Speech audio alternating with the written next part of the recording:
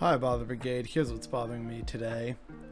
Turns out the Freedom Convoy is kind of coming back to Ottawa this weekend, and so that's what we're going to talk about today. Rolling Thunder, what to know about the Ottawa Motorcycle Convoy. So it turns out this is a motorcycle-based convoy that is going to roll through Ottawa. And for starters, I kind of want to talk a little bit about the name Operation Rolling Thunder for a hot second. Rolling Thunder was an Air Force operation in the Vietnam War that saw more bombs dropped over North Vietnam in like just a few short years or months than all bombs dropped in Europe throughout World War II. So there's that aspect of the name that really doesn't sit well with me. And then it's also, let's be real here, about them just being obnoxious and loud. In fact, I think there was someone who said something along the lines of, "Oh, you thought the trucks were loud? Just you wait till you have thousands of bikers, Ottawa." So let's talk a little bit more about these bikers. The alleged purpose of Rolling Thunder is to reclaim the war memorial because, they were pushed off of it after protecting it during the Freedom Convoy. And we're going to come back to this. But to broadly sum up, ostensibly on the surface anyway, and according to the main event organizer, Rolling Thunder is all about freedom and the veterans. So the gist of this weekend's event is that on April 30th, they will hold a Veterans Reclamation Ceremony and lay a wreath at the War Memorial and may very well be using trucks as stages. So why do they need to reclaim the War Memorial? It's not like people have really been, barred from going there. But again, it has to do with them feeling like they were unfairly pushed off during the Freedom Convoy back in February. It desecrated the site or something. Because, the original Freedom Convoy was so respectful of the site and didn't desecrate it at all. But all that is kind of besides the point for the moment. Let's actually meet the main organizer of this event, a veteran himself named Neil Sheard. The internet first became aware of Neil when he made a video saying about how the bikers are coming sometime back at the tail end of winter, like late February, early March, something like that, I think. And some people, including an anti-fascist in Ottawa, has been keeping tabs on this man and this Freedom Convoy 2.0, if you want to call it that. So we're going to go through that, but again, I strongly encourage everyone to go and follow them on Twitter. They are doing some great research and keeping tabs on these people. It's great stuff. Go throw them a follow. Neil is one of the original organizers of anti-vax/anti-lockdown protests in Peterborough, Ontario. His most notable activity until now was a rally in Peterborough, at which both Maxime Bernier and Randy Hillier were ticketed. Neil says he was radicalized by the Plandemic disinformation documentary and World Economic Forum conspiracy theories in the summer of 2020. These are still frequent talking points during his speeches. I'd say about June. That's when I started doing some research to find out. And then I saw the Dr. Judy Mokovich. They had that video called The Plandemic. And that's what set me off about the fact that, yeah, this is not right. Something is bigger than Justin Trudeau. So I started doing a lot of research and I started looking into the World Economic Forum and, I just went right down the rabbit hole like a lot of people did. Yeah. And I would tell my friends, you might want to look at this. And they go, "You're crazy. You're a conspiracy theorist." But conspiracy theorist and 6 months later is the truth, right? Yeah, remember that terrible, awful Plandemic documentary that happened in the early stages of this pandemic?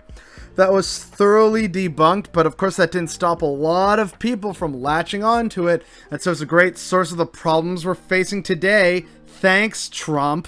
I mean Obama, right, sorry, we're supposed to thank Obama for stuff like this. Mea culpa. Over time, though, it seems like Neil has become increasingly lost in the sauce. In June 2021, he was handing out cease and desist orders and calling for the Nuremberg Trials 2.0 and the execution of public officials. Good morning, everybody. Today's date is June 25th, 2021. In my hand, I have cease and desist orders. The very first one we're going to serve are the sitting members of the Peterborough Council. And after that, we are going to go for the mayor, Diane Tyrion. You're going to get served.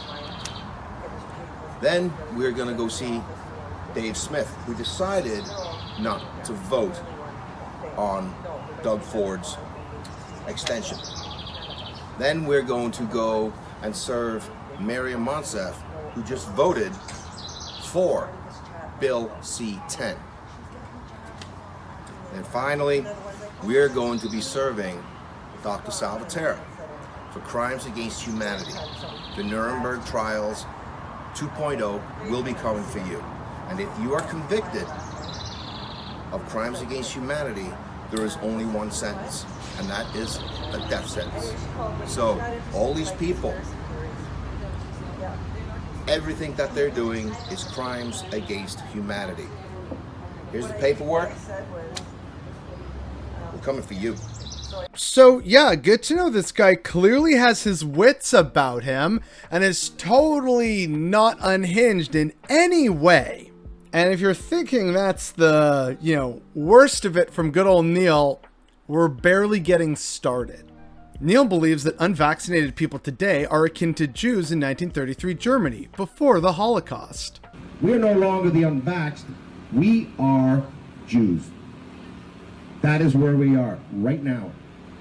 1933. 1933. The Jews can't go in here. The Jews can't do this. The Jews can't do this. We are now the Jewish population, but they just put a pretty word on it, unvaxxed. We're no longer Canadian citizens not wanting the vaccination. We are unvaxxed, which means that we are not healthy. He believes that public vaccination campaigns are a ploy to kill us all. And if you don't realize that they're trying to kill us all, you are an ignoramus.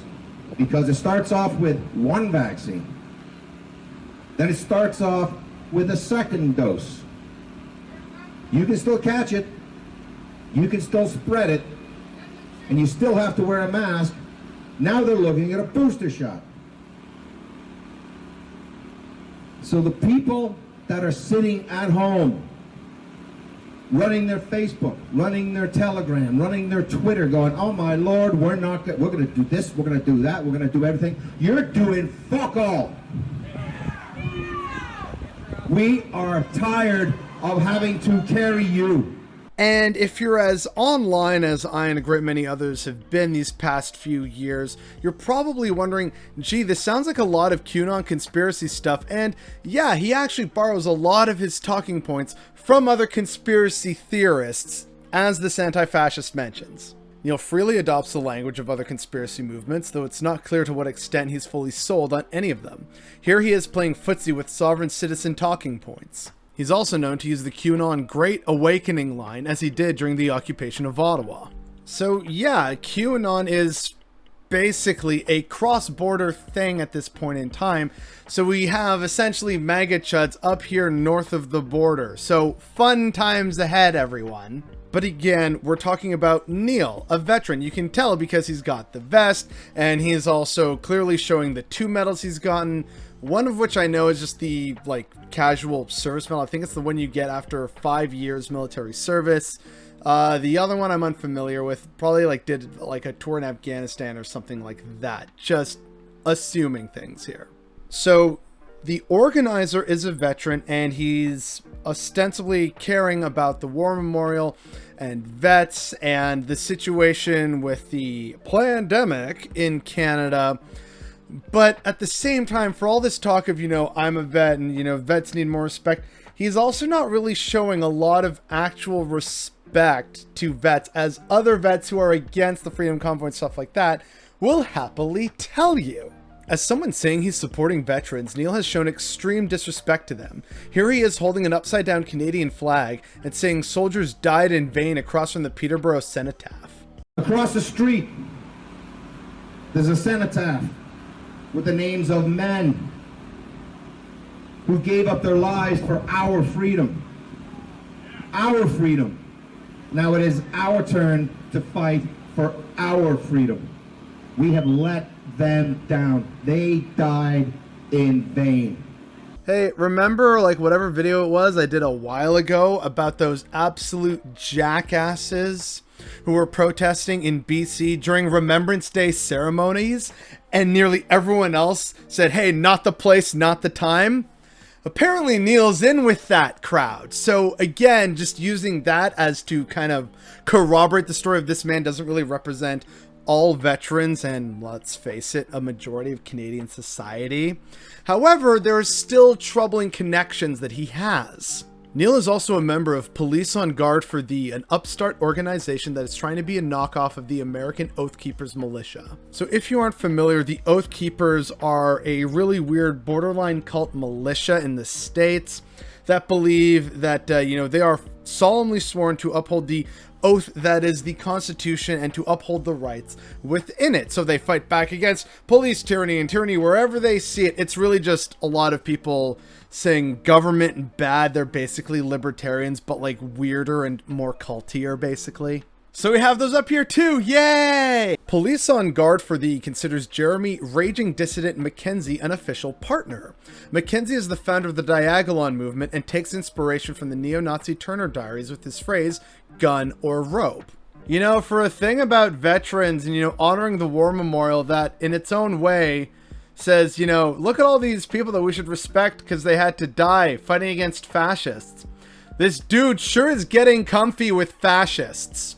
Oh, and just for good measure, here's Neil talking about how some cops will pay for being against the occupation, while also admitting that most cops were actually on their side. Dave, it's all going to come out. It's all going to come out, and they will pay. And it may be just some of the regular police officers, but the upper chain of command will pay because they're the ones that are making these men do this. And honestly, I talk to a lot of cops up on the hill,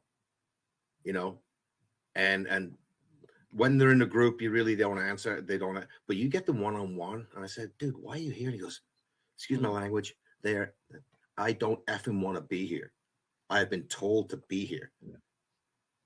And when I noticed that, I was there for pretty much 3 weeks. Things are like 5-6 days. I wasn't there. I have to go home. Sleeping in a car is not good. Not having a shower, not good. So I still got to go home anyway, come back. So I come back up and I talk to these cops. And these guys are like, dude, I don't want to be here. I said, what about the overtime? She said, I don't give a damn about the overtime. I just don't want to be here. This is wrong. Absolutely wrong. Yeah, dude, we are well and grimly aware that cops are terrible fascists. Thank you for confirming it for us. So this biker convoy wants to take back the war memorial. After all, it's about veterans, right? So then why is the featured speaker Chris Sky a noted Holocaust denier and racist scumbag? The anti-Semitic, Islamophobic, racist conspiracy theorist dominating the international anti-mask movement is Canadian. On Facebook, Chris Sakocha wrote that Hitler was bang on, like he had a crystal ball into the future, and referred to the United States of America. Here are the receipts for you to read at your leisure and displeasure. So, some people may know Chris Sky as a notorious anti-vaxxer and anti-masker who led that attempted, storming of the Eaton Center, last year or something like that. He often puts in appearances at far-right rallies and anti-vax rallies. And if you're wondering, no, he's not a veteran, which makes his inclusion all the more curious. So when the poster for this event came out, a lot of people noticed Chris Sky's name. And journalist Evan Solomon decided to ask Neil about this. Does this have any connection to the vaccine issue, the anti-vaxxer issue, the anti-vaccine mandate issue? And is there any relationship to that, or is this purely about veterans? Purely about veterans. If it's purely about veterans, why is your featured speaker a guy named Chris Sky? Hold on. He has nothing to do with this. Isn't he? It's on your website, Rolling Thunder. Chris Sky's a featured speaker. I'm looking at it. He's not a feature in this. He's got nothing to do with this. Is he not speaking at the rally? No, he's not speaking. He is not speaking on that monument. He may be off somewhere else speaking, but he has nothing. So it says Rolling Thunder Ottawa official. I'm just looking at the schedule. Is this your website, rollingthunder.ottawa.com? Yeah, and that is a situation of what is happening for the day. I know, but he's supposedly 2 p.m. Rally and march at Parliament Hill with special guest speaker Chris Sky. Is he part of it? No. So either Neil is lying to Evan or Chris or both, or Chris is lying. Like, either way, some douche in this situation is lying. This whole situation is so absurd. It's not like the war memorial has been barring people from going since the convoy ended. For a series of events ostensibly for veterans, it's kind of curious that the keynote speaker is a Holocaust denier, and the main organizer, who may or may not have invited him to participate, is himself a rather unhinged person. And this is the same organizer who indirectly threatened local residents of Ottawa not that long ago. Convoy organizer warns of free-for-all if police ban protests from downtown Ottawa. Oh, well, I can't control all these bikers if, you disrupt the route and don't let them go and then they have to park and move around. I can't control those people in all those different crowds. So, whatever happens is on you, local police of Ottawa.